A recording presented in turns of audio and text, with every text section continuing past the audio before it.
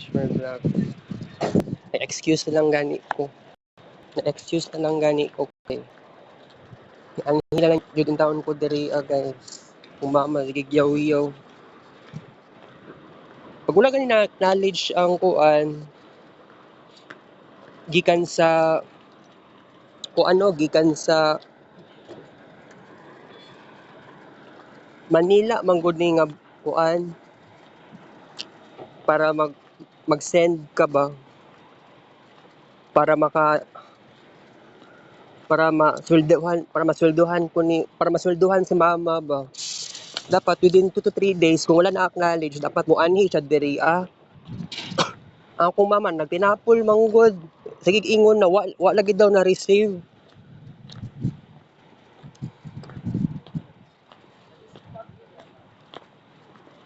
Pero no tingala ko no ng mag-queue ang email pag-send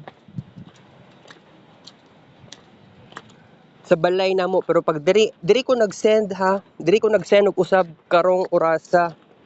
So mas ni okay siya. Kabuang ba aning email or siguro dili siguro compatible sa wifi nako og sa Gmail. Wala ko kasabot. Nagsige na ko overthink kagabi pa gyud ni.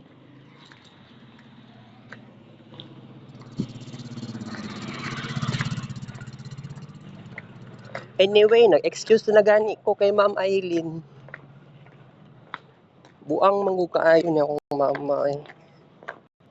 Wa gyud siya alam ani ba. Ginoo ko. Business owner, business woman. Sige ra siya realize ako dugay na manggod siya naging part ani nga kumpanya ba since March 2022. Mag 4 years na next month. Ang problema manggodan ni kay akong mama wa gyud siya dili gyapon siya ka memorize. Wa gyud siya nagtuon og ingani. Kung dili ka kabalo mga isa ka bulan lang ka magtuon, makatuon man ka. Pero no pag wala naka-receive og kuan acknowledgement sa kuha lang yun sige pangutana. Kaya nga staff ba di kudraa sa kuan pass cargo. Kabuang lagi kaayo guys, di ko ganahan og ingani lagi pero kay basig pagkadugayan no. Siguro if ever nga makagraduate ko basig diyan na siguro ko magtrabaho bi. Manggugod dapat mo anha diha. Tanawa. Kaabot na lang taon kog office diri. It's crazy to imagine. Kaabot og sa G's sa 10 or sa 9 ba ni nga lugar. Niabot intang ko diri guys. Para lang gud sa kuan, para lang gud sa kong mama jud. Nagsige na siya gyaw-yaw. Lunes pa sa gabi, nagyaw-yaw na siya. Wednesday sa gabi, nasakitan ko sa iyang panulti. Yawa kaayo. Gahapon, kagabi, Thursday, ni ani na lang taon ko dere. So kagahapon, nag-out na yung taon ko sa ICT office, alas 5 pasado na. Pero it should be, magsabay lang ako sa ka-workmate og out.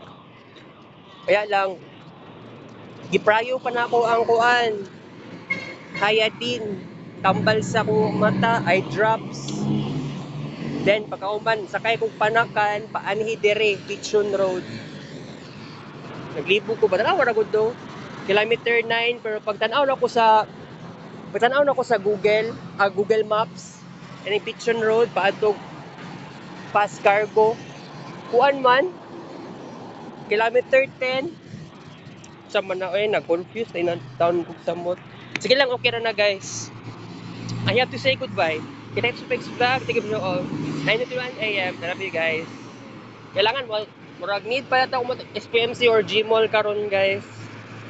Kay anak ko sa nangit ko sa kuang boss. Balik ko unya mo mag-in na lang ko unya una. Mao lang to guys, goodbye.